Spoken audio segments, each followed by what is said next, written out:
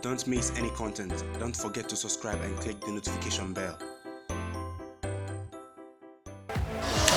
Hey guys, welcome back. We are here once again at Sahara Football. We're going to discuss the round of 16 fixtures for Afcon 2019. I'm your host as usual, Salah with my good friend from Touchdown Live, Jason Banama. We're going to run you through the fixtures and our predictions. Yes, we've not had the best of predictions of late in the group stages especially, but we got a few right. And we're going to try our hands on the round of 16 and quarter-finalists after this round of 16. I'll hand the mic over to Jason as usual to give me his thoughts on the game heading into the round of 16. We'll run you through all 8 fixtures and you can let us know your thoughts in the comments box. Do you agree with us?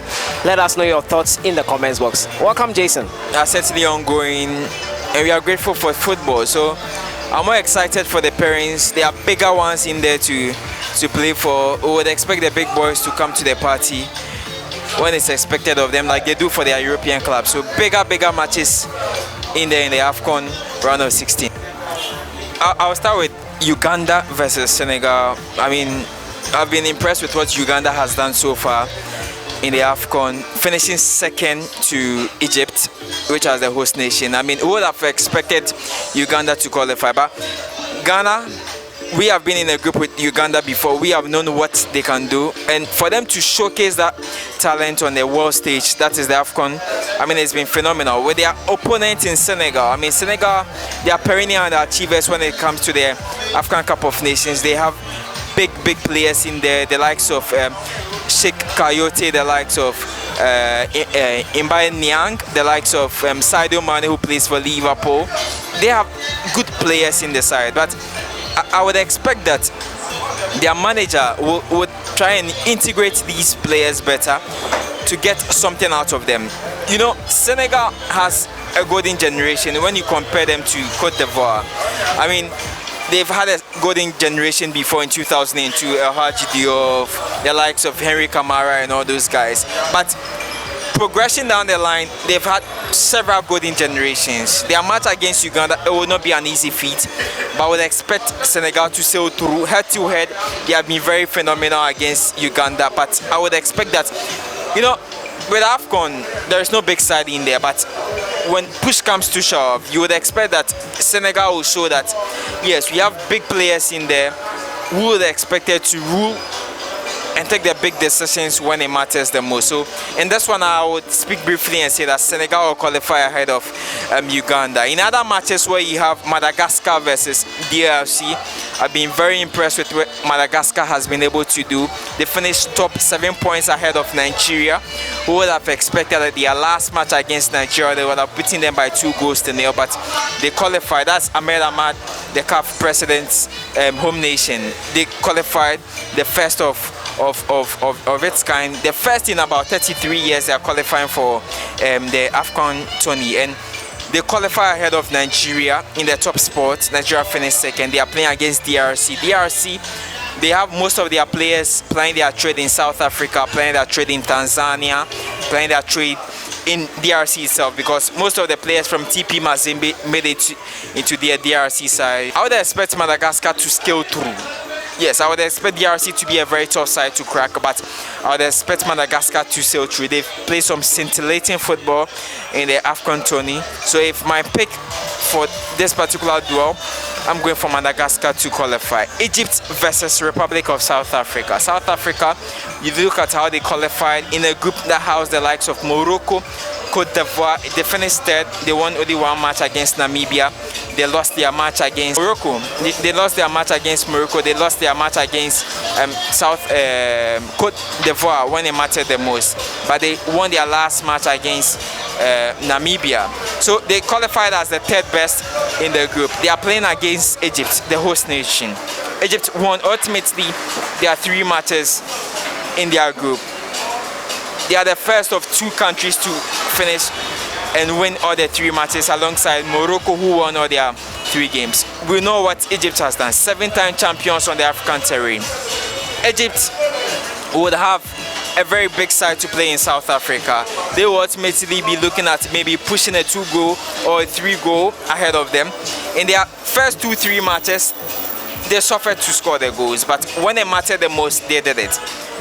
Mohamed Salah has not let up the tournament so far, but he has scored 2 goals in the process. Salah has scored 2 goals in the process.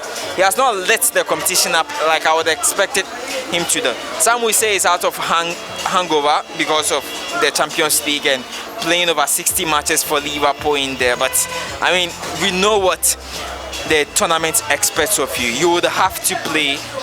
You are the poster boy of Egypt, that's the Pharaohs. We would expect you to play and do what is expected of you. So South Africa against Egypt is a big one in there, but I would expect Egypt to qualify ahead of that occasion. When you look at Cameroon against Nigeria, I mean, these are big weights when it comes to the Afcon terrain. I would expect that leading to that match, Cameroon will bring what is expected of them. Nigeria themselves, I mean, we know what they've done. They finished 2nd position, 6 points. They rested most of their boys against Madagascar, but in the match against Cameroon, it's a big draw in there. It's a really, really big one in there.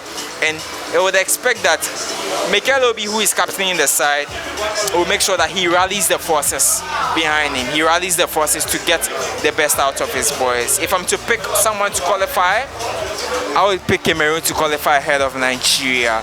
You have Côte d'Ivoire. Côte d'Ivoire will be coming up against Mali. Côte d'Ivoire, they won 2 matches. They lost to Morocco. So it means 6 points they took for themselves against Mali. Mali themselves, phenomenal in the group stages of their Afcon tournament. I mean, they got 7 points eventually, qualifying as the group tops. I told you before that I've been impressed with what Mali did in the under-20. They won the tournament in under-20. When they went to the world stage, the boys also did very well with the setup. I mean, most of the under-20 guys are currently playing in the side. It's like they are used, the Jonathan Mensens, who played with under-20 side, they were drafted into the senior setup. It's the same thing that Mali side are doing.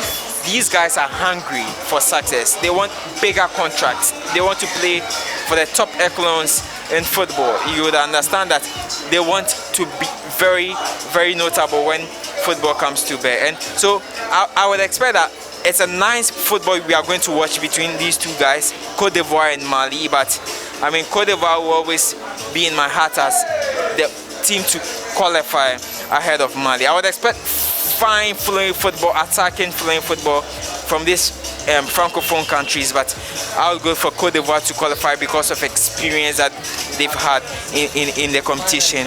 Finally, Ghana versus Tunisia. I mean, Ghana in the last few competitions, we finished, I think, out of 6 competitions, we finished as a semi-finalist, minimum semi-finalist. So we know how to play this competition. Even when the odds are against us, our semi-final bets are assured. In 2015, we eventually lost the competition to Côte d'Ivoire.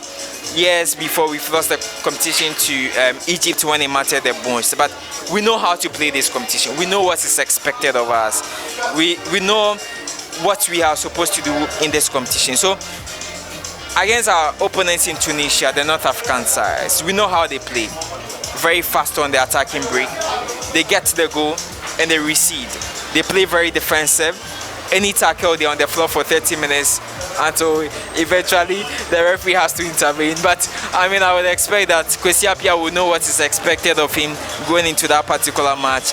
We want to win the competition. It's been so long we won the competition. We want to win the competition. I'm not being biased here, but I know that Ghana has the mantle to beat, that is Tunisia, when it matters the most. So if I'm to pick sides out qualify in the big duels, Senegal is qualifying, Morocco is qualifying, Côte d'Ivoire is qualifying, Ghana is qualifying, Cameroon is qualifying, Madagascar is qualifying, and last on the lot, host nation Egypt is also qualifying. So these are the sides that I would expect to qualify to, that is the quarterfinals of the ongoing African Cup of Nations. So folks, there you have it. Our last 8 has been given by Jason Bannerman. They are Senegal, Morocco, Côte d'Ivoire, Ghana, Cameroon, Madagascar, and Egypt. Do you agree with us? Do you agree with Jason? Madagascar to beat DRC. Let us know your thoughts in the comments box. These are just predictions and we are not psychic, so yeah, it could go wrong. I'll see you guys in the next one. Thank you, Jason, for joining us. Have a great day.